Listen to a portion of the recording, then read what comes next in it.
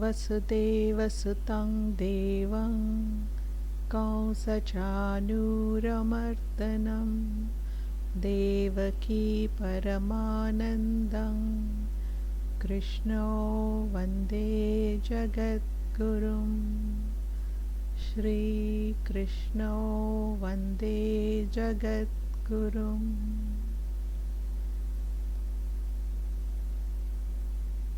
ॐ श्रीकृष्णार्पणमस्तु।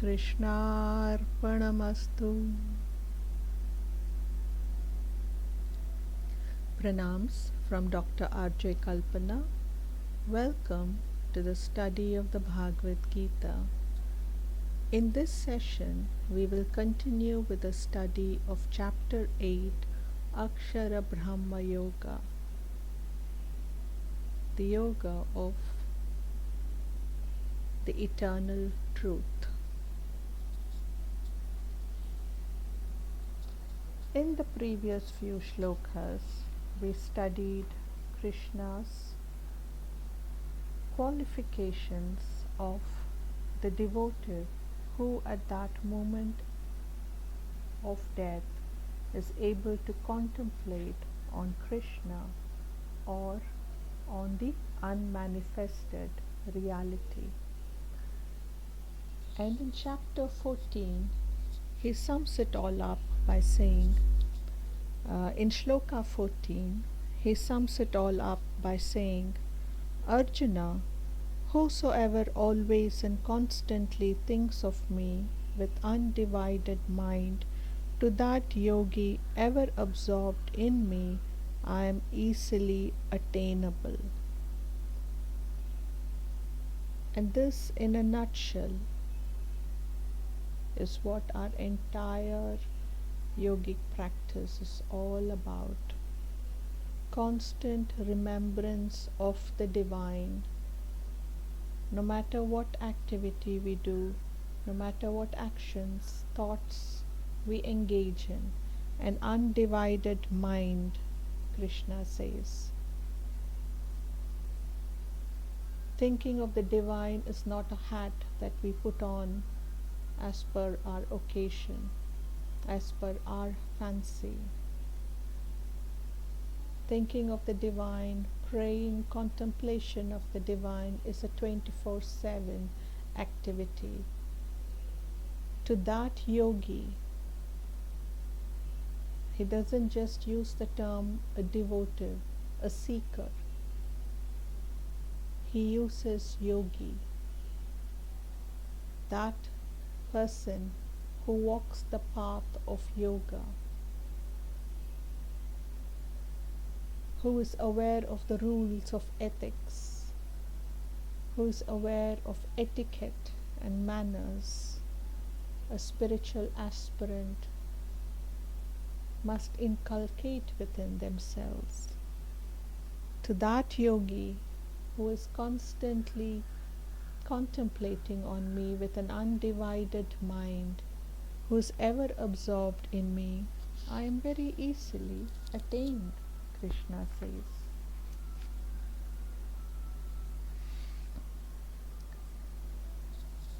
And what does that benefit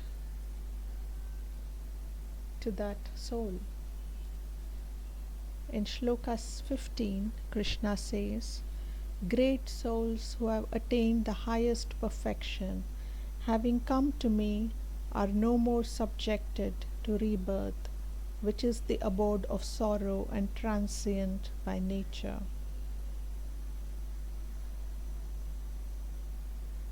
And so here Krishna declares that God realized souls are never born again. They are liberated. They need not subject themselves to rebirth, to once again appear in the human dimension. Shloka 16. Arjuna, all the worlds from Brahmaloka downwards are liable to appear and reappear.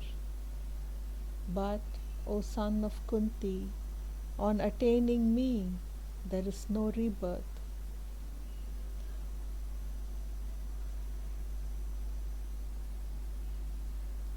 So here Krishna says that from Brahmaloka onwards, now according to the cosmogenesis, the human dimension, the earth is known as Jambudvipa, and we have 7 dimensions above us and 7 dimensions below us. And some of you might be familiar with the Gayatri mantra, right? The 7 dimensions above, where it says Om Bhur Bhuvaha Swaha. Those are referencing to the dimensions that are above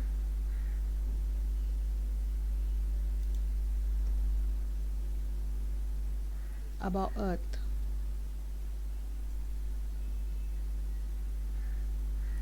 Okay.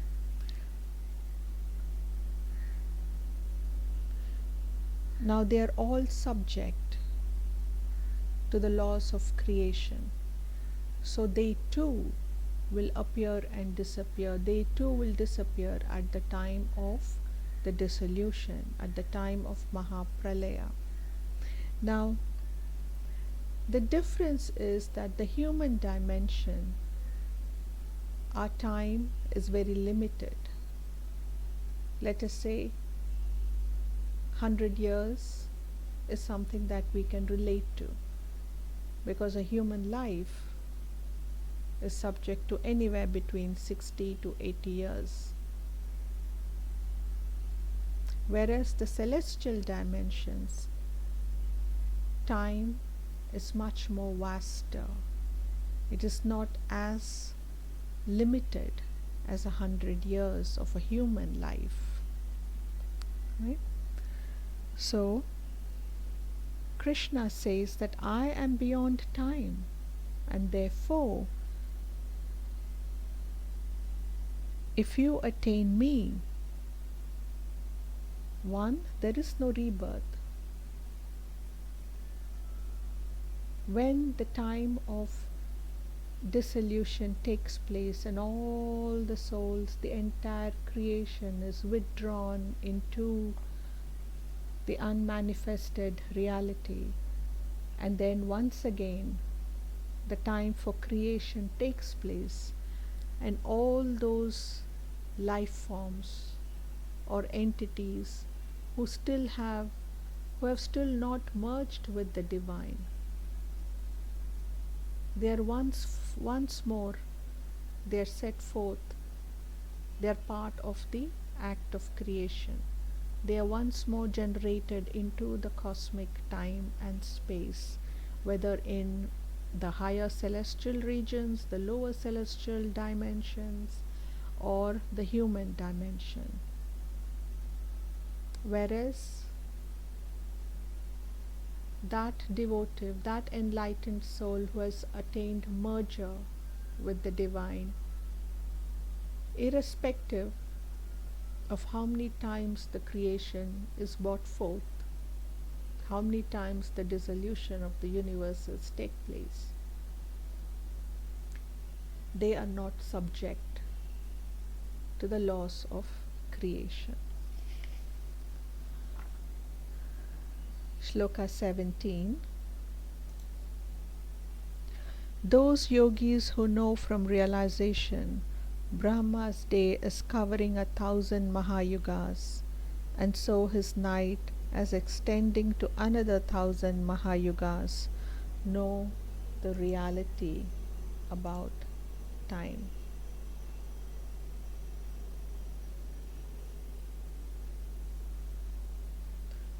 And so here Krishna talks about the concept of time in the Hindu cosmogenesis.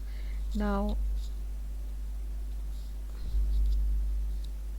there's very clear calculations which have been done by very enlightened and learned souls on these subjects,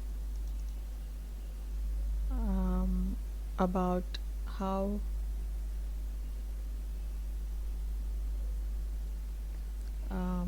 what is a kalpa, what is a yuga, what is what is a mahayuga, and they have calculated the yugas, uh, and the cycles, the day of Brahma, the night of Brahma, etc. So here suffice for us to understand that the day of Brahma covers 1,000 Mahayugas, and his night is equivalent to another 1,000 Mahayugas, and this is the reality of time.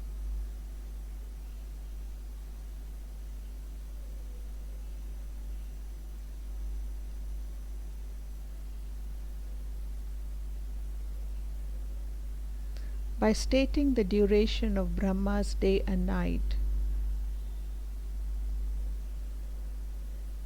Krishna then goes on to state that even that is finite and transient.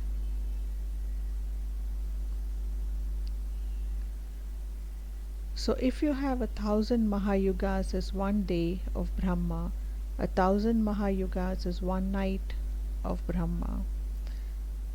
30 such days and nights is one month of Brahma, and 12 such months of Brahma makes one year of Brahma, and 100 such years of Brahma constitutes the life of one Brahma.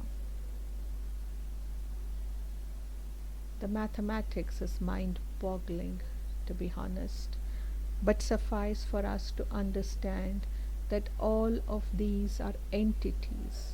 They're spiritual entities like a human entity, and therefore they too are subject to time and space, the very same manner in which we are subject to time and space.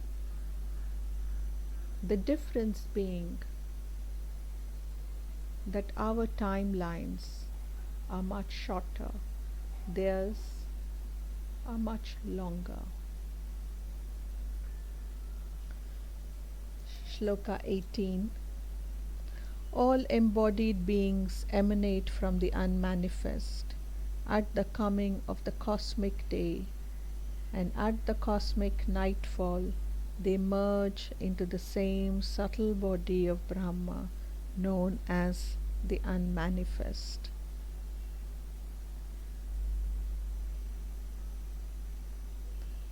So here what Krishna is giving us a very clear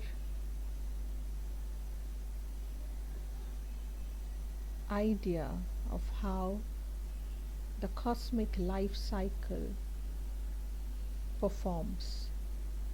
So at the end of 1,000 celestial yugas, when Brahma passes from the state of awakened to the state of a deep sleep, which marks the commencement of the cosmic night, at that time Prakriti gives up its gross form and reverts to its subtle state,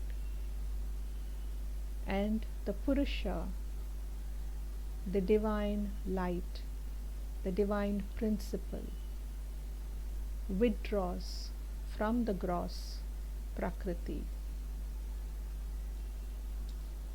and goes back into the subtle state of the unmanifest.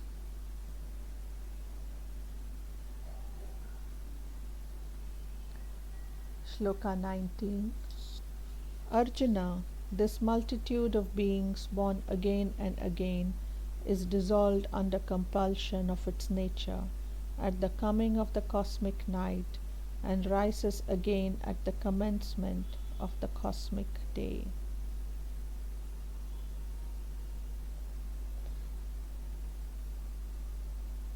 So here Krishna again explains to us that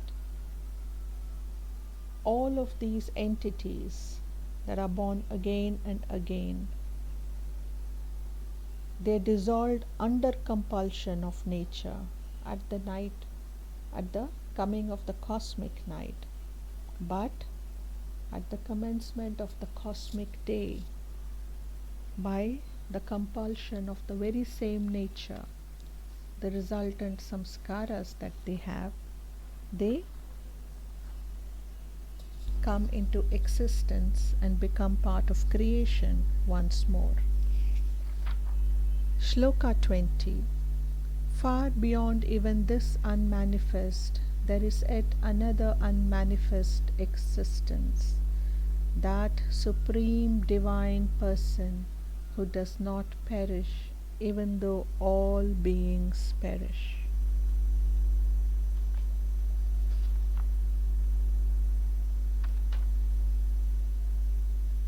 And in this, Krishna gives us a hint of the Absolute, where he says that far beyond the unmanifested reality, there is still something else waiting, watching,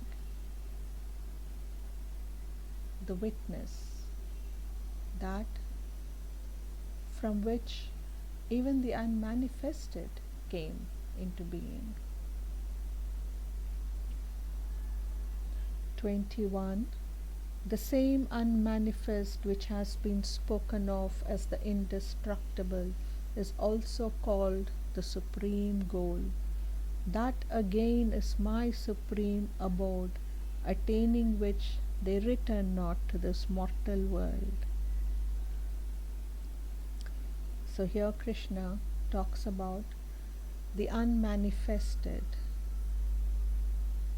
reality, beyond which lies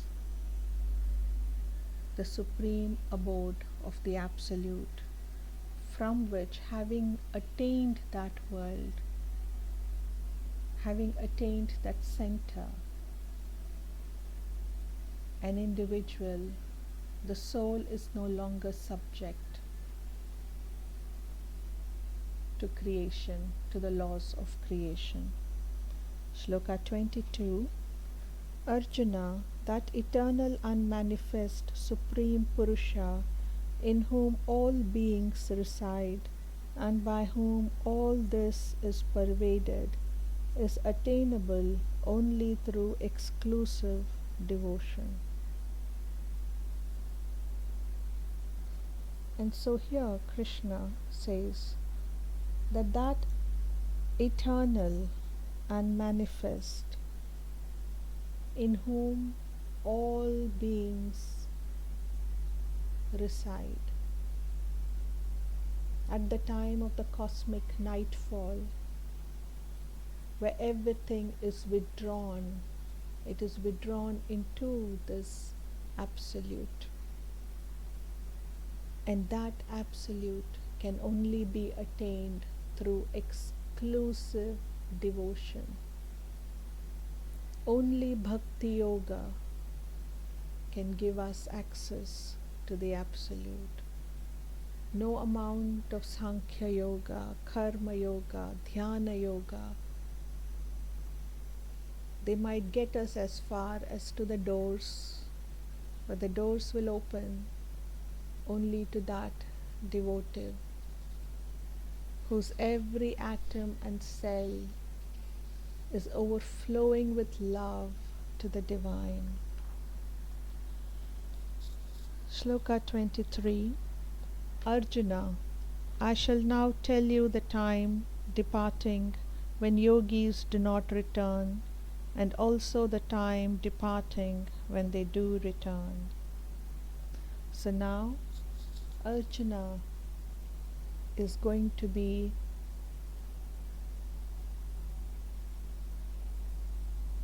surprised, I should say, or rather, Krishna is finally going to reveal to us that the yogis who have dedicated their lives, dedicated themselves, sacrificed to remain on the path of yoga, what happens to those yogis at the time of departure? So, what is the manner in which they leave their mortal coil and proceed to the brighter world of Sri Vaikuntham or the other celestial dimensions? Shloka 24. Of the two paths the yogis can take, the one is that in which are stationed all the effulgent fire god, the deities presiding over daylight, the bright fortnight, and the 6 months of the northward course of the sun, respectively. Proceeding along it after death, yogis who have known Brahma, being successively led by the above gods, finally reach Brahma. Here, Krishna talks about Shukla Paksha, Uttarayana Marg. Now, we are all very familiar with the story of the Mahabharata and how Bhishma, having been bestowed a boon by his very generous father, could decide on when to leave his mortal body, waits for the sun to transition north. Uttarayana, the bright fourth night, Shukla Paksha. So that is the effulgent path, the bright path, the path known as the AksharabrahmaYoga Marga, upon which those yogis who, having realized God, they will be led on that path by the effulgent gods like the fire god. They will be led by them, and finally they will reach union with the divine. Shloka 25. The other path is that wherein are stationed the gods presiding over smoke night, the dark fortnight, and the 6 months of the southward course of the sun. The yogi, devoted to action with an interested motive, taking to this path after death, is led by the above gods one after another, and attaining the lustre of the moon, returns to this mortal world. Now this is the path of Dakshinaya, where the sun takes a southward course, and the dark fortnight, Krishna Paksha. Those yogis who do their yoga, who walk on the path of yoga with an interested motive to attain power, glory, ambition, etc., those yogis take to this path after death, the dark path, and they are led by the gods, the demigods which preside over smoke, and they reach the lustre of the moon, and there all the good samskaras that they have achieved during the course of their life, they will enjoy the fruit of those good samskaras in Swargaloka, and once those good samskaras get ex- extinguished, then they will return back to this mortal dimension to once again walk on the path, because they still have samskaras left. It just so happens to be that their good samskaras have outweighed their bad samskaras. They need to exhaust both the good and the bad to attain the divine, to attain merger with the divine. And that is why when Karna was shot by Arjuna and he was struggling to free his chariot wheel from the mud, although he was already pierced by Arjuna's arrows, and he was still struggling to get up and fight, Krishna took the form of a Brahmin and approached Karna and asked him for alms. He said, Dhanya Virya Surya Karna, I heard of your very charitable nature. I have come for some alms. And Karna laughs and says, can't you see I'm in a battlefield? What can I possibly give you? I have nothing left to give. And Krishna says, give me your good samskaras. And then Arjuna realizes that this old man, this old Brahmin standing before him is nothing but Krishna in disguise. And he smiles and he accepts and he takes a little water, makes the sankalpa in his hand and says, you can take my good samskaras. And that moment he merges with the divine. Shloka 26. For these two parts of the world, the bright and the dark, are considered to be eternal. Proceeding by one of them, one reaches the supreme state from which there is no return, and proceeding by the other, one returns to the mortal world and becomes subject to birth and death once more. So these two paths, the Uttarayana and the Dakshinayana, Shukla Paksha and Krishna Paksha, these two paths are eternal. They will always exist as long as creation exists. Proceeding by one or the other, the yogi reaches that supreme state from which there is no return. Proceeding by the Shukla Paksha, the bright path, the Achirardi Marga. Proceeding by the Krishna Paksha, the dark path.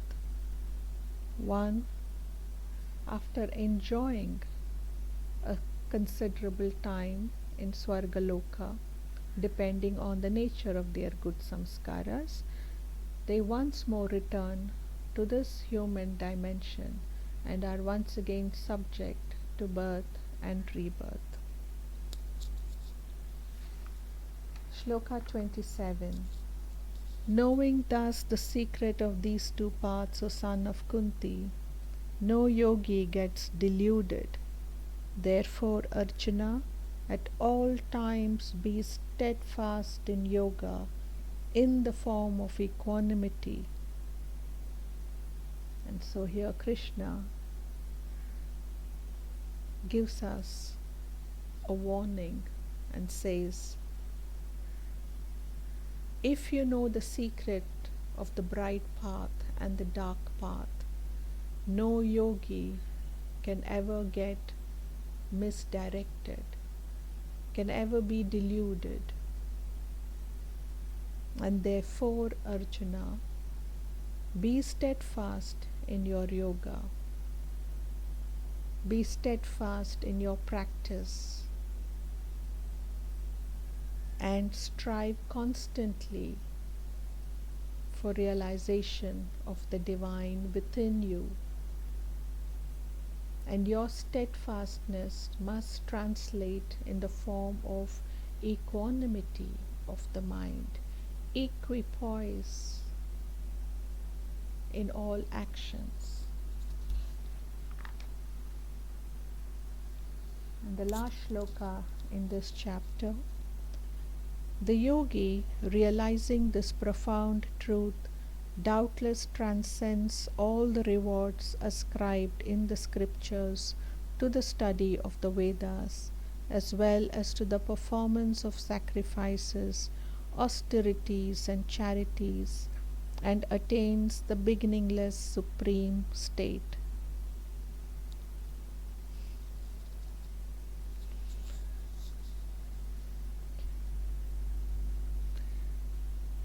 And here Krishna says that if the yogi realizes this profound truth of the bright path and the dark path, he will transcend all the rewards ascribed to the scriptures in the study of the Vedas, the rewards that he will get in the performance of sacrifices, the austerities, the charities. Because even the good samskaras are a trap.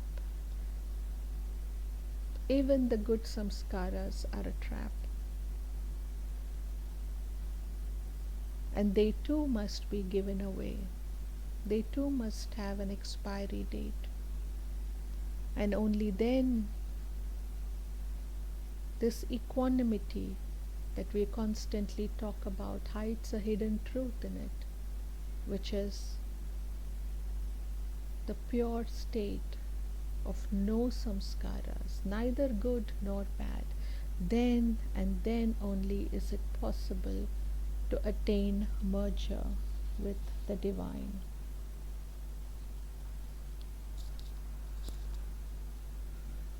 Om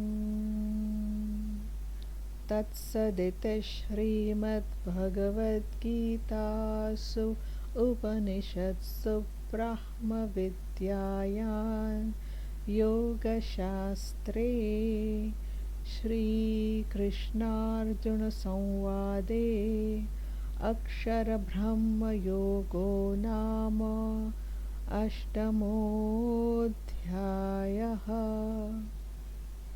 Om Shri Krishna Arpanamastu. Thus, in the Upanishad sung by the Lord, the science of Brahma, the scripture of yoga, the dialogue between Shri Krishna and Arjuna, ends the 8th chapter titled The Yoga of Indestructible Brahma.